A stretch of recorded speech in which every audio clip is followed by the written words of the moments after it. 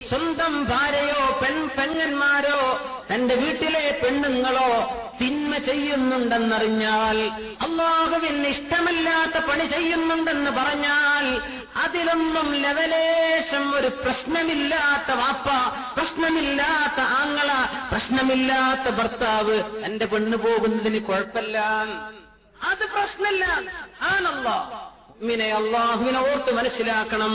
പെണ്ണുങ്ങളെ പൊതുപ്രവർത്തനത്തിന് ഇറക്കാൻ പാടില്ല, അല്ലാഹുവിന്റെ നിയമമാണ്. തന്റെ ഭാര്യയെ മെമ്പറാക്കേണ്ട ഹറാമാണ്, അല്ലാഹുവിന്റെ മുമ്പിൽ ഹറാമാണത്, ഹറാമാണ്. ജുമുഅ ജമാഅത്തിന് പള്ളിക്ക് കൊണ്ടുപോകണോ വേണ്ടയോ എന്ന് മാത്രമാണ് ഉലമാ ചർച്ച ചെയ്തത്. അതന്നെ വേണോ വേണ്ടേ?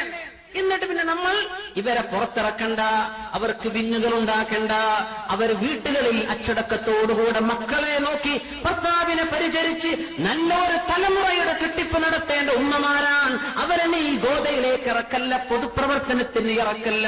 അങ്ങനെ ഇറക്കുന്നതിൽ നിനക്ക് മനസ്സിന് വിഷമമില്ലെങ്കിൽ നിന്റെ പേരാണ് ദയ്യൂസ് എന്ന് റസൂലുള്ളാഹി സ്വല്ലല്ലാഹു അലൈഹി വസല്ലം.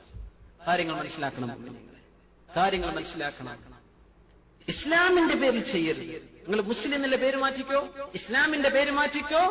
ഇവിടെ മുസ്ലിങ്ങൾക്ക് എന്തെല്ലാം പരിപാടികളാണ്, നടന്നോട്ട്, ഒരു കുഴപ്പമില്ല.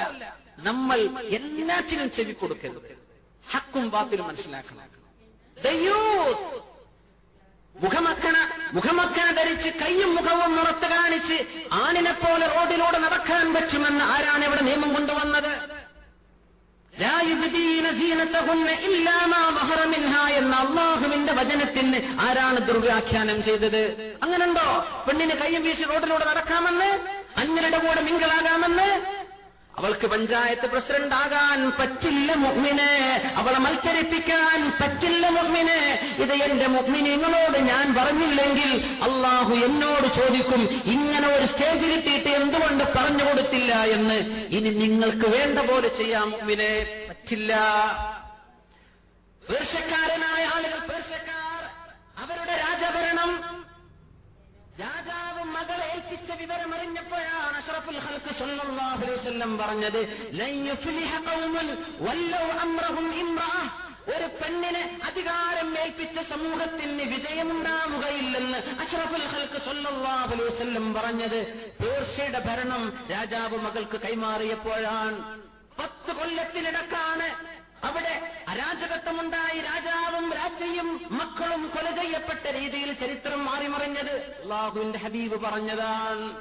മനസ്സിലാക്കണം മുഅ്മിനീങ്ങളെ, മനസ്സിലാക്കണം. മുല്ലാക്കന്റെ വിവരം വരുമ്പോ കുന്തം താഴ്ത്തി വെക്കണ്ട, നിർത്തി വെക്കാൻ പറഞ്ഞാൽ അത് എപ്പോഴും നീർ തന്നെ കിടന്നോട്ടെ.